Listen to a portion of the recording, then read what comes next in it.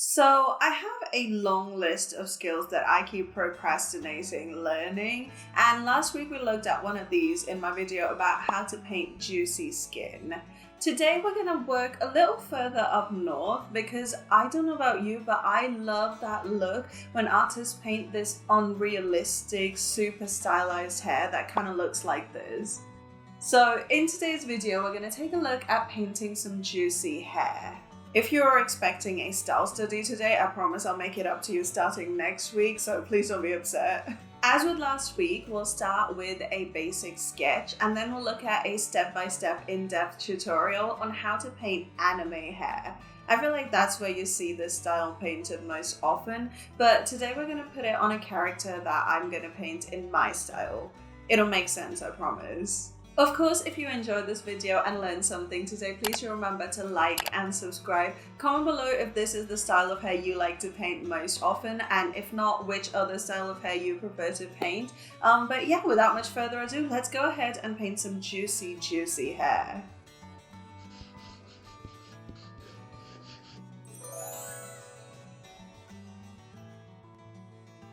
Just as always, we're gonna start with a sketch. And while you watch me put the sketch down, let me tell you about my biggest struggle with making this video.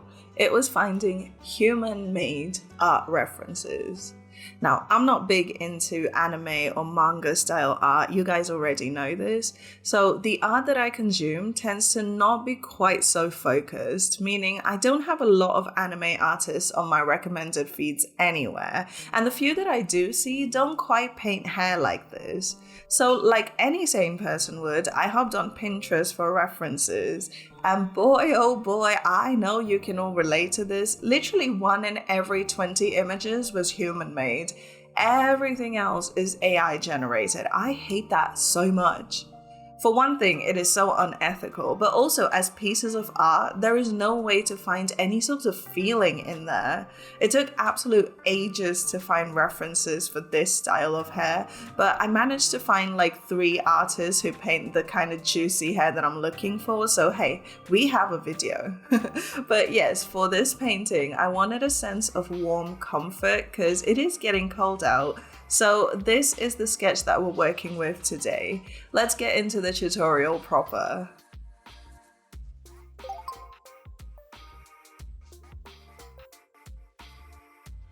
When furiously Googling for this video, I came across this artist called Yenko, who paints these beautiful manga style characters, and they paint their hair exactly like what I have in mind. The very first thing I noticed was the line work, more specifically how the lines are all there to really section the hair out. And then there's these flat shadow areas that indicate ambient occlusion, so that's what we're gonna do. I started by lowering the opacity of the sketch and making a new layer, which, by the way, this technique involves a lot of layers because it involves a lot of locking transparency, so we're definitely going to make sure everything has its own layer. One thing about the sections of hair that I noticed was that they all ended in a point or like a tapering V shape. This is what gives our hair that dynamic movement, even when the character is stationary. Also, none of the section lines go all the way up to the root of the hair. We definitely want to leave a gap right at the scalp. This allows the roots to look super voluminous and also really helps create a soft, smooth look in the hair.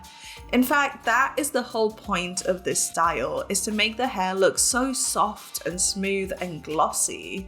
However, just airbrushing everything would make it all look too muddy and just flat. So when we draw these lines, we want to essentially structure the hair following the curves of the form and add texture in a controlled way. We need to pay close attention to the line weight here though, because the small number of lines means that each line has a big impact on the hair as a whole. So we want our lines to taper at either end, but be quite thick where they overlap nearby sections, kind of creating a subtle sense of shadow just through the line art. But speaking of shadows, let's now go ahead and add some in.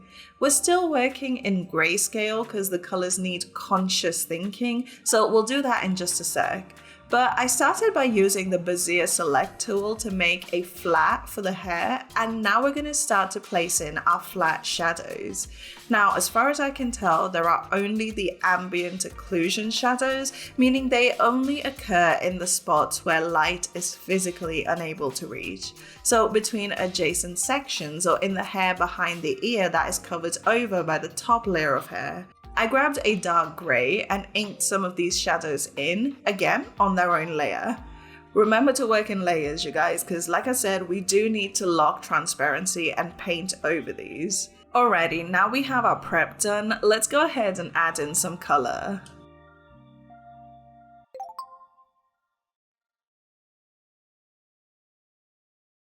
Here's a super cute painting by the artist Orbital Swan, who also paints these gorgeous stylized manga pieces.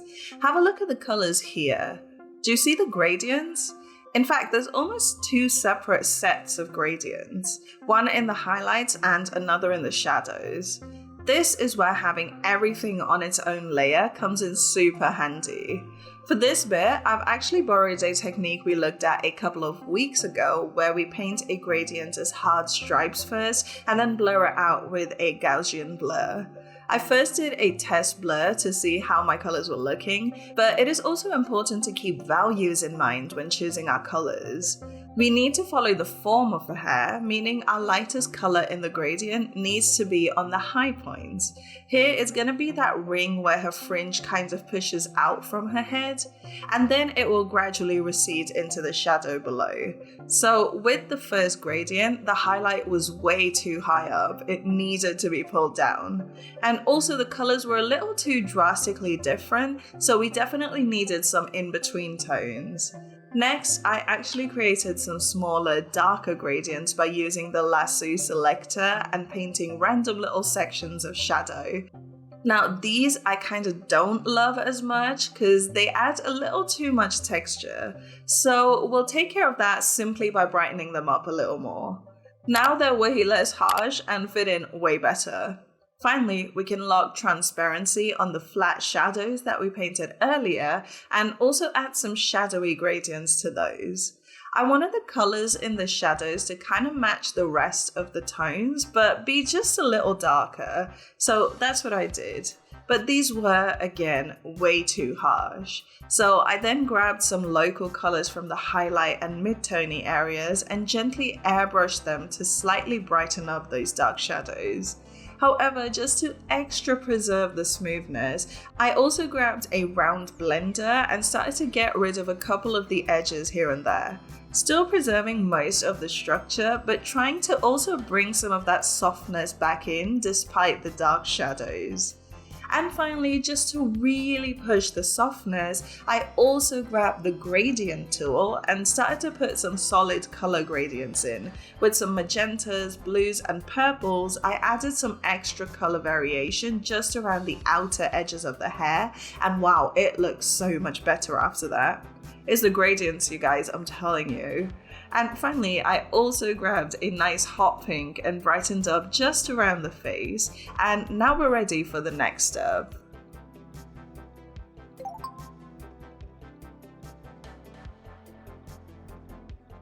Here's another beautiful piece by Orbital Swan, and I specifically want you guys to look at the strong, bright key light.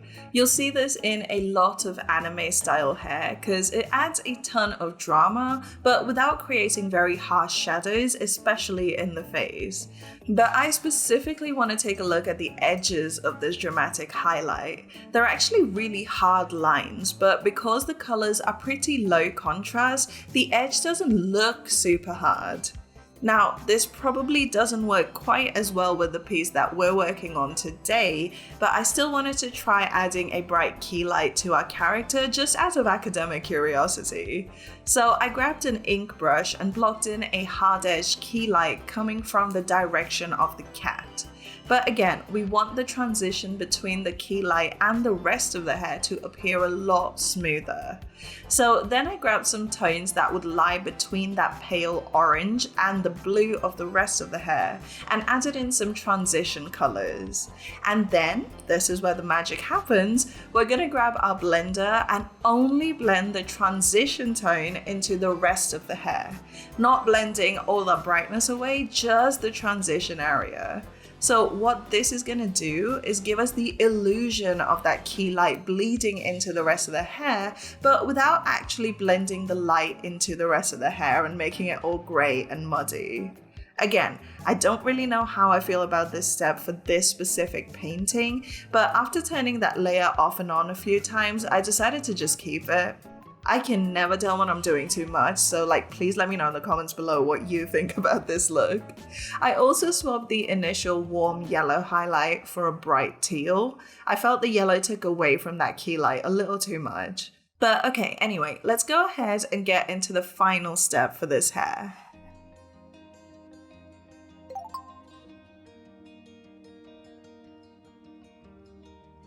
So another amazing artist I found who paints in this style is Some Normal Artist. He paints these extremely polished looking anime character pieces, and I don't know why, but the specular highlights in his work really make me super happy. What I noticed was that the specular highlights are almost like a chain of Hyundai logos, like a capital letter H but with a thick diagonal center bar. I grabbed my chalk brush and painted a bunch of these shapes and almost like a halo around the top of her hair, as well as a couple of less bright ones on the flowing locks further down. However, just like we did with the shadows in step 2, we need to add some color variation to these flat specular highlights. I actually grabbed a rainbow brush. If you watched last week's video, you probably saw this coming. And I logged transparency on the specular highlights and went over them with some super pretty pastel rainbow colors. However, looking at the hair as a whole, I felt like that super bright key light so close to the speculars was drowning out the latter a little bit. So I decided to go in and paint over some of the bright bits to create enough shadow there that the specular highlights just really pop. I also felt like the bright yellowy tones in her fringe were making it look entirely too flat. So then I grabbed a purple shadow tone and airbrushed the bottom edges, and look how it instantly made that fringe feel rounder and more bumped in. Just to add a little more texture and break up all the big shapes, I also threw in stray strands of hair, then just went about finishing the painting. And unlike last week's video where I really felt like the technique took way longer than how I usually painted skin, today I actually feel like this technique made painting hair a lot quicker. I think it's because this technique forces us to look at hair as one giant object as opposed to a culmination of sections and strands of hair. And that is a really important perspective to adopt, in my opinion, because it makes the hair feel altogether more cohesive, like it is all part of the same unit. Of course, I painted the rest of the scene off camera because that isn't part of the tutorial per se, but you can definitely check out the entire speed paint early next week on my Patreon. But for now, here's the finished painting, Snuggles.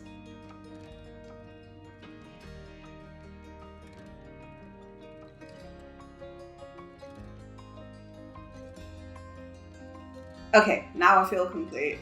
I feel like as time goes by, I am slowly approaching what I would call definitively my style of art, and this video definitely felt like a giant leap towards that goal. What do you guys think? Is this style of painting hair right up your alley? Are there any other styles that you prefer when you paint hair? Let me know in the comments below. And of course, if you enjoyed this video and learned something today, please do remember to like and subscribe. It really helps the channel out so much. Come say hello on Instagram and Discord. Both of the links are down in the video description. And if you want to support the channel directly, you can always come check out my Patreon. I'll leave a link up here in the cards. You can grab my custom brush kit as an individual purchase for Photoshop or Critter on my Patreon shop, or you can grab them as one of the many exclusive rewards that all of my patrons get every single week. So leave a link up here. Check that out.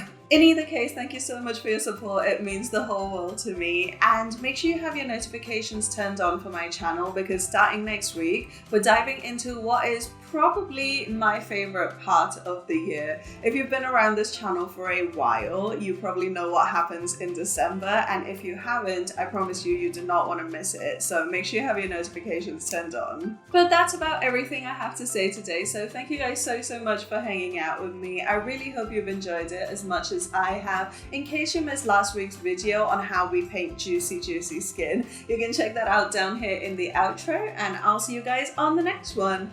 Bye!